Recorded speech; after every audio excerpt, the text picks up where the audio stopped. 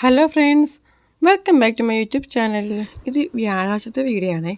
വ്യാഴാഴ്ച രാത്രിയിൽ നമ്മൾ അങ്കമാലിക്ക് വന്നതാണ് കേട്ടോ. വെള്ളിയാഴ്ച ജപമാല മാസം അവസാന ദിവസമാണല്ലോ.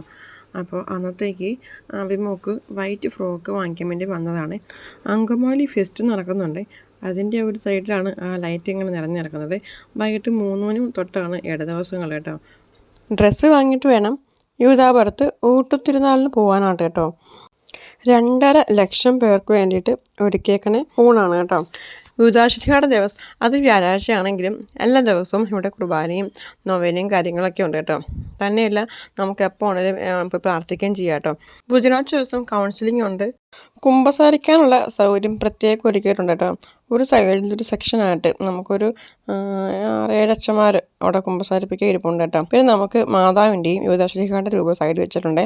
അവിടെ നമുക്ക് മാല ഇടാം കേട്ടോ. ഒരു സൈഡിൽ നമുക്ക് തിരി കത്തിക്കാനുള്ള സൗകര്യമുണ്ട്. ഒരു സൈഡിൽ അച്ഛന്മാർ ബ്ലെസ്സിയാണ് നിൽപ്പുണ്ട്. ഞാനും മിക്ക വ്യാഴാഴ്ചകളിൽ നേരത്തെ പോകാറുണ്ടായിരുന്നു കേട്ടോ. ഇപ്പം അങ്ങനെ എന്നൊന്നും പോകാറില്ല, പറ്റുമ്പോഴൊക്കെ പോകാറുണ്ട് കേട്ടോ. എനിക്കും കുറേ അനുഗ്രഹങ്ങൾ ഈ പള്ളി വന്നിട്ട് എനിക്ക് കിട്ടിയിട്ടുണ്ട് കേട്ടോ. ഒരു തവണ നേർച്ചയായിട്ട് കഞ്ഞിയും കൊടുത്തിട്ടുണ്ട്. അത് എൻ്റെ ചേട്ടായി നേർച്ചയായിട്ട് കൊടുത്തിയാണ് കേട്ടോ. എനിക്കൊന്നും ഈ എറണാകുളം ജില്ലയിൽ തന്നെ ഏറ്റവും വലിയൊരു പെരുന്നാൾ ആഘോഷം നടക്കുന്നത് ഇവിടെയാണെന്ന് തോന്നുന്നു.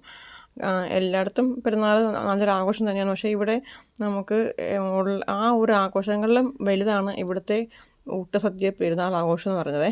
അപ്പോൾ ഇത് റോഡ് സൈഡിനോട് ചേർന്നാണ് നമ്മൾ പള്ളിയുടെ വാതിലൊക്കെ നിൽക്കുന്നത്. അത് കാരണം തന്നെ റോഡൊക്കെ നല്ല ബ്ലോക്കായിരുന്നു കേട്ടോ.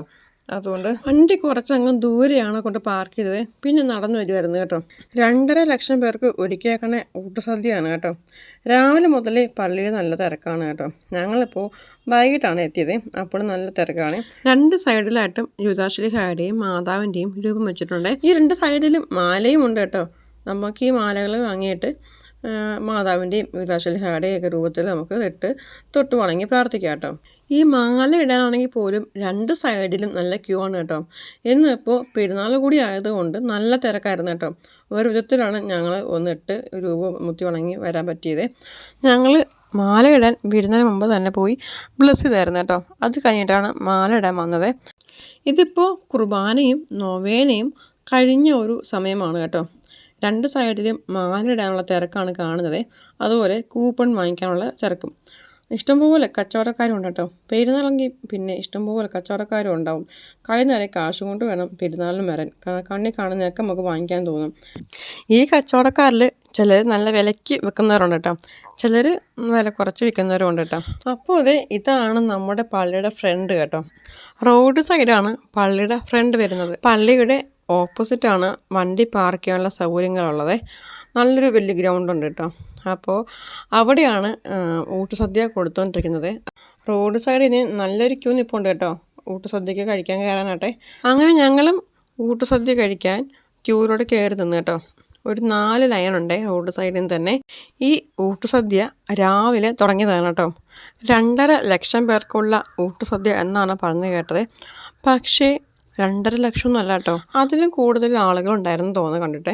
കാരണം രാവിലെ തുടങ്ങിയതാണ് ഈ ജനപ്രവാഹം കേട്ടോ. കാരണം അത്ര വലിയ പെരുന്നാളാണ് ഈ പള്ളിയിലെ പെരുന്നാളെന്ന് പറയുന്നത് കേട്ടോ. അത്രമാത്രം ശക്തിയും വിശ്വാസവും ഉണ്ട് ഇവിടെ. ജാതി മതഭേദമന്യേ എല്ലാവരും വന്ന് മാല ഇടുകയും പ്രാർത്ഥിക്കുകയും അപേക്ഷിക്കുകയും ഒക്കെ ചെയ്യുന്ന ഒരു പള്ളിയാണ് കേട്ടോ. അതുപോലെ തന്നെ ഒത്തിരി സൗഖ്യങ്ങളും അനുഗ്രഹങ്ങളും അത്ഭുതങ്ങളും ഒക്കെ കിട്ടുന്നുണ്ട് എല്ലാവർക്കും കേട്ടോ. അങ്ങനെ ഞങ്ങളും ലാസ്റ്റ് താഴെ ഗ്രൗണ്ടിലെത്തി ഫുഡ് കഴിക്കാനുള്ള ക്യൂവിൽ ലൈനിലെത്തി കേട്ടോ. അങ്ങനെ ചോറും കറിയൊക്കെ വാങ്ങി ഒരു സൈഡിൽ ഇപ്പോൾ നിന്ന് കഴിക്കാൻ തുടങ്ങി കേട്ടോ. അപ്പൂസും അഭിമോളും ആദ്യമായിട്ടാണ് ഊട്ടുനേർച്ച സദ്യ ഇവിടുത്തെ കഴിക്കുന്നത് കേട്ടോ. അപ്പോൾ അടുത്ത വീഡിയോ നമുക്ക് വീണ്ടും കാണാം കേട്ടോ.